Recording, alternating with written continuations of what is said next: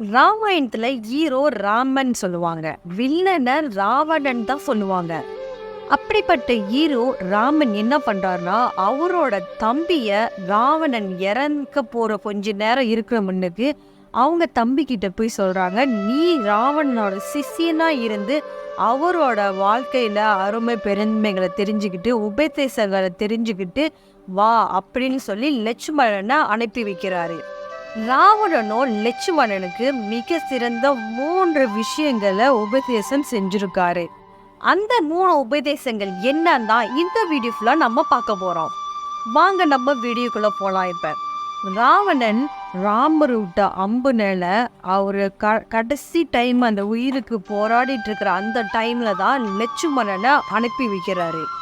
லட்சுமணனுக்கு அவர்கிட்ட போயிட்டு உபதேசம் கேட்கறதுல விருப்பம் இல்லாட்டினாலும் ராமர் சொல்லிட்டாருன்னு வேற வழி இல்லாம அவரு ராவணனோட தலைமாட்டில் போய் நின்றுகிட்டு இருக்காரு. ஸோ ரொம்ப நேரம் நிற்கிறாரு.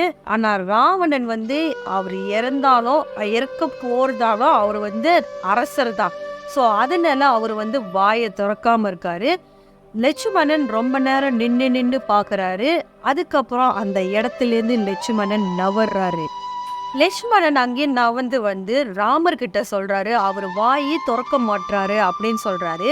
அதுக்கு உடனே ராமர் அறிவுரை சொல்றாரு, நம்ம ஒருத்தவங்கிட்ட உபதேசம் கேட்க போறோம்னா அப்போ நம்ம அவங்களோட பாதத்துக்கிட்ட தான் போய் கேட்கணும், அவங்க தலைக்கிட்ட போய் கேட்க கூடாது அப்படின்னு சொல்றாரு. இந்த அறிவுரையை கேட்டுக்கிட்டு லட்சுமணனும் மறுபடியும் போயிட்டு ராவனோட பாதத்துக்கிட்ட இருந்து எனக்கு வாழ்க்கையில் நடக்கிற சில ரகசியங்களை சொல்லுங்க, உங்களோட உபதேசம் தேவை அப்படின்னு சொல்லி கேட்குறாரு. உடனே அப்போதான் ராவணன் வாயை திறக்கிறாரு. நான் இப்போ சொல்ல போற இந்த 3 விஷயங்களும் உங்களுக்கு மட்டும் பொருந்தாது, உலகத்தில் இருக்கிற எல்லாத்துக்குமே பொருந்தும். உபதேசம் என்னன்னா, எந்த ஒரு நல்ல காரியம் செய்யும் போதும் நம்ம காலம் தாழ்த்தக்கூடாது. அதாவது நம்ம ஒரு நல்ல விஷயம் செய்ய போறோமா, அந்த விஷயம் செய்யறதுக்கு நம்ம டைம் ஆக்க கூடாது. ஸோ நல்ல விஷயத்த அப்பப்போ செய்யணும்னு சொல்றாங்க. அதே மாதிரி ஒரு தப்பான செயலை செய்யறதுனா அதுக்கு எவ்வளவு கால தாமதம் வேணாலும் நம்ம எடுத்துக்கலான்னு. ராமரை பத்தி தெரியாம அவசரமா நானு அவங்க வீட்டுக்கு சீதாவை கூட்டிட்டு வந்ததுனால தான் எனக்கு இந்த நிலைமை ஏற்பட்டுருச்சுன்னு சொல்றாரு. ஒருவேளை இந்த கெட்ட விஷயத்த நான் டைமை எடுத்து செஞ்சிருந்தேன்னா ராமர் வீட்டுக்கு வந்திருப்பாரு. அப்போ நான் அந்த டைம்ல வந்திருந்தேன்னா ஸோ இந்த விஷயம் வேற மாதிரி நடந்திருக்கும் அப்படின்னு சொல்லி ராவணன் சொல்றாரு. ராவணன் 2வது உபதேசமா லட்சுமணன் என்ன சொல்றாருன்னா, நீ என்னைக்குமே உன்னோட எதிரிகளை குறைச்சி மதிப்பிடாத. நான் பிரம்மதேவனை நோக்கி தவம் இருக்கும் போது அவர்கிட்ட வரம் வாங்கினேன், என்னன்னா மனிதர்கள் கிட்டேதோ குரங்குகள் கிட்டேதோ எனக்கு மரணம் வரக்கூடாதுன்னு. எதனாலனா என்ன வதைக்கிற சக்தி மனிதர்கிட்ட கிடையாது. மனிதர்களை குறைவா மதிப்பிட்டதுனால தான் என்னோட நிலைமைக்கு இப்ப காரணம் ஆயிடுச்சு. ராவணன் 3வதா என்ன உபதேசம் லட்சுமணன் கிட்ட சொல்றாருன்னா, நீ எப்போதுமே ஒரு ரகசியத்தை யாருகிட்டயுமே சொல்லக்கூடாது. நான் என்னோட ரகசியத்தை விபீஷ்ணன் கிட்ட சொன்னதுனாலதான் என்னோட அழிவுக்கு அது காரணமா ஆயிடுச்சு. அதனால உன்னோட ரகசியத்தை நீ யாருகிட்டயுமே சொல்லக்கூடாது அப்படின்னு சொல்லிட்டு ராவணன் அவரோட உயிரை விடுறாரு. ராவணன் மிகப்பெரிய சிவன் பக்தர், அது மட்டும் இல்லாம மிகப்பெரிய ஜோதிடர். அதனாலதான் அவருக்கும் அவனோட பையன் மேகநாதனுக்கும் எல்லாமே ஒரே கட்டத்துல இருக்கிற மாதிரி அவரு செஞ்சாரு. கட்டின கடைகளை ராவணனோட சிறந்தவங்க யாருமே கிடையாது. அதனாலதான் அவர் சிவனுக்கும் பார்வதிக்கும் கற்பனைக்கு எட்ட முடியாத ஒரு அளவுக்கு ஒரு மாளிகையை கட்டி பரிசாக கொடுத்தாரு. அவர் இவ்வளவு திறமைகள் எல்லாம் வச்சிருந்தாலும் அவரு கீழே மறைந்ததுக்கு என்ன காரணம்னா அந்த கௌரவமோ அப்புறம் மாட்டான் மனைவி மேல வச்சிருந்த கோபமும் தான். இதுவும் ராவணன் நமக்கு உணர்த்துற ஒரு பாடம் தான் சொல்றோம். ராவணனை ஒரு கொடுங்கோலமா தான் இந்த உலகம் சித்தரிச்சு வச்சிருக்கு. ராவணன் என்ன தப்பு செஞ்சிருந்தாலும் அவர் செஞ்சது தப்பு தான். அவருக்கு கிடைச்ச தண்டனை சரிதான் சொன்னாலும் அவர்கிட்ட இருக்கிற டேலண்ட்டை நம்ம என்னைக்குமே குறைச்சி மதிப்பிட முடியாது. ராவணன் ஆட்சி செஞ்சிட்டு இருந்த அந்த டைம்ல தான் இந்த இலங்கை சொர்க்கம் போல இருந்திருக்கு.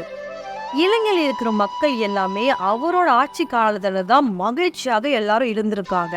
மக்களோட எண்ணங்களை மதிச்சு ஆட்சி செஞ்சுக்கிட்டு வந்தவர் தான் ராவணன். ராவணனோட ஆட்சி காலத்துல இலங்கை எப்படி இருந்துச்சு அப்படின்னு சொல்லி தெரிஞ்சுக்கலாம்.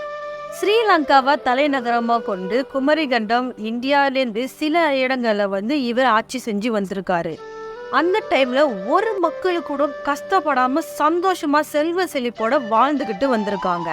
அதுக்கு ஒரு முக்கிய காரணம் ராவணன் அடைஞ்ச ஒரு தோல்வி.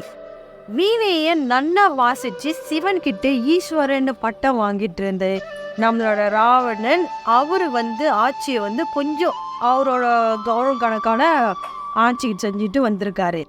என்னை எதிர்த்து ஒரு ஆள் கூட போட்டி போட தயாரா இருக்கீங்களா? யாருக்கும் முடியாது அப்படின்னு சொல்லி சவால் விட்டுட்டு இருந்திருக்காரு.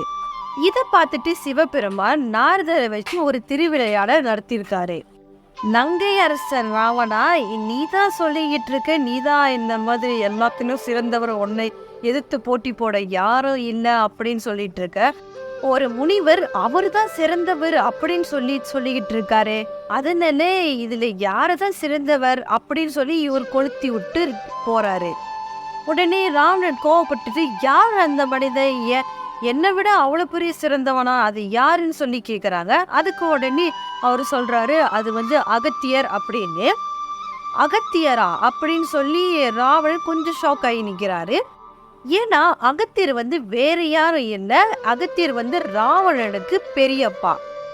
ராவணன் கொஞ்சம் கூட யோசிக்காம அவரு கொஞ்சம் வீம்பு பிடிச்சவரா இருக்கிறதுனால அவர் என்ன பண்றாருன்னா, நான் தான் சிறந்தவன் அப்படின்னு சொல்லி நிரூபிக்கிறேன் அப்படின்னு சொல்லி நாரதர்கிட்ட இவர் சொல்றாரு. உடனே இவரு அகத்தியரை பார்க்க போயிட்டாரு. உடனே அகத்தியர் சொல்றாரு, வா இலங்கை அரசனேன்னு சொல்லிட்டு, நீ உன்னை பார்க்கறதுல எனக்கு ரொம்ப சந்தோஷம்னு சொல்றாரு. ராவணன் எடுத்த உடனே சொல்றாரு, நீங்க தான் வீணை வாசிக்கல சிறந்தவர்னு சொல்றாங்களே, அதனால உங்ககிட்ட நான் போட்டி போட்டு பார்க்கலான்னு வந்திருக்கேன், உங்களோட திறமையை சோதிச்சு பார்க்கலான்னு வந்திருக்கேன்னு சொல்றாரு. அதுக்கு உடனே முனிவர் சொல்றாரு, இந்த உலகத்துல ஒன்னை வின் பண்றதுக்கு யாருமே கிடையாது, அது மட்டும் இல்லாம இந்த சாதாரண மனுஷங்கிட்ட நீ போட்டி போட போறியா அப்படின்னு சொல்லி கேக்குறாரு. என்ன உங்களுக்கு பயமா? அப்ப இந்த 3 உலக மக்களையும் கூப்பிடுறேன், அப்ப எல்லா மண்ணுக்கும் நீங்க தோத்துட்டீங்கன்னு சொல்லுங்க அப்படின்னு சொல்லி ராவணன் சொல்றாரு.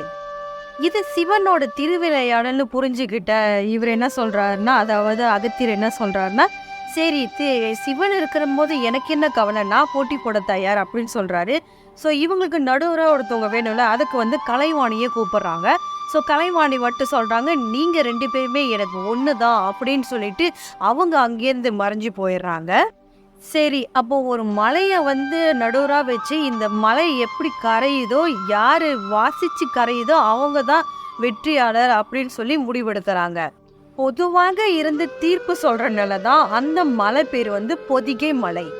ராவணன் வீணையை வாசிக்க அப்புறம் காத்துலேருந்து மரங்கள் எல்லாமே ஸ்டாப்பாச்சு. அந்த அளவுக்கு அவர் வீணை வாசிக்கிற எல்லாமே மயங்கி நிக்குதுங்க. ராவணன் உடனே சிரிச்சுக்கிட்டு அவர் மனசுல நினைக்கிறாரு, நான் இவ்வளோ வாசிக்கிறேன், இந்த மலைக்கு ஒண்ணுமே ஆகலை, சாதாரண இந்த மனசை வாசிச்சா எதோ ஆக போகுதுன்ட்டுன்னு அவர் அப்படியே கேர்லெஸ்ஸா நீ விட்டுட்டாரு. அகத்தியர் சிவன் பெருமானை நினைச்சிட்டு அதுக்கப்புறமா வீணை வாசிக்க ஆரம்பிச்சான இலை கூட அசையாம அப்படியே நின்றுருக்கு. பாறை தண்ணியா கரகி அது அப்படியே ஓடி இருக்கு. தான் தோத்துக்கிட்டதை ஒத்துக்கிட்டு ராவணன் தன்னோட பெரியப்பா கிட்ட ஆசீர்வாதமும் வாங்குறாரு. அப்போ அகத்தியர் சொல்லியிருக்காரு, உன்னோட நாட்டு மக்களை நன்னா கவனிச்சுக்கோ, அவங்கள துன்புறுத்தாத அப்படின்னு சொல்லியிருக்காரு. அதுலேருந்து தான் ராவணன் தன்னோட மக்களை நன்னா பார்த்துக்கிட்டு நல்ல ஆட்சியை செஞ்சுக்கிட்டு வந்திருக்காரு. அதனாலதான் மக்கள்கள் அங்கெல்லாம் சந்தோஷமா வாழ்ந்துட்டு வந்திருக்காங்க. அதனாலதான் என்ன சொல்லியிருக்காங்கன்னா, ராமன் ஆண்டாலும் ராவணன் ஆண்டாலும் எனக்கு கவலை இல்லைன்னு சொல்லியிருக்காங்க. ஏன்னா யார் ஆட்சி செஞ்சாலும் மக்கள் அங்க சந்தோஷமா தான் வாழ்ந்துட்டு வந்திருக்காங்க. ஏன் நம்ம தமிழ் கடவுள் அப்படின்னு சொல்லி சொல்றோம்னா, அவர் ஆட்சி செஞ்சுட்டு இருந்தது தமிழ் இடத்துல. இன்னும் தமிழ் அரசர்கள் முதல் அரசலா இவரை தான் சொல்றாங்க. அது மட்டும் இல்லாம தமிழ் மக்கள் எப்படி வாழணும், அநியாயத்துக்கான தட்டி கேட்கணும்னு சொல்லி கொடுத்துருக்காரு. ஒரு பெண்ணை எதிர்க்கிறது ஒரு கடவுளா இருந்தாலும் தைரியமா எதிர்த்து சண்டை போடுங்கன்னு சொல்லியிருக்காரு. நிறைய பேர் சொல்லியிருக்காங்க கடவுள் மனித ரூபத்துல இருந்தது ராமனா, ஆனா ஒரு மனிதன் கடவுள் ரூபத்துல இருந்தது ராவணன்னு சொல்லியிருக்காங்க. ராவணன் நல்ல அரசனா வாழ்ந்துகிட்டு இருந்தாரு. இறக்கும் நேரத்துல கூட லட்சுமணனுக்கு ஒரு நல்ல உபதேசத்தை சொல்லி கொடுத்துட்டு தான் அவரு இறந்திருக்காரு. இந்த வீடியோ உங்களுக்கு பிடிச்சிருந்துச்சுன்னா மறக்காம கீழே கமெண்ட் பண்ணுங்க. நீங்க ராவணன் சொன்ன அந்த 3 உபதேசங்களை இது வரைக்கும் பயன்படுத்திட்டு இருந்திருக்கீங்களா, இல்லை இதை கேட்டதுக்கு அப்புறமா தான் பயன்படுத்த போறீங்களா அப்படின்ற விஷயத்தையும் மறக்காம கமெண்ட் பண்ணிடுங்க. மேலும் இந்த மாதிரி வீடியோஸ் எல்லாம் நீங்க நிறைய எதிர்பார்க்குறீங்க, பார்க்கணும்னு சொல்லி நினைச்சீங்களா நம்மளோட சேனலை மறக்காம சப்ஸ்கிரைப் பண்ணிக்கோங்க. அடுத்து இது மாதிரி இன்ட்ரெஸ்டான வீடியோ உங்களுக்கு கொண்டு வர. அது வரைக்கும் நன்றி, வணக்கம்.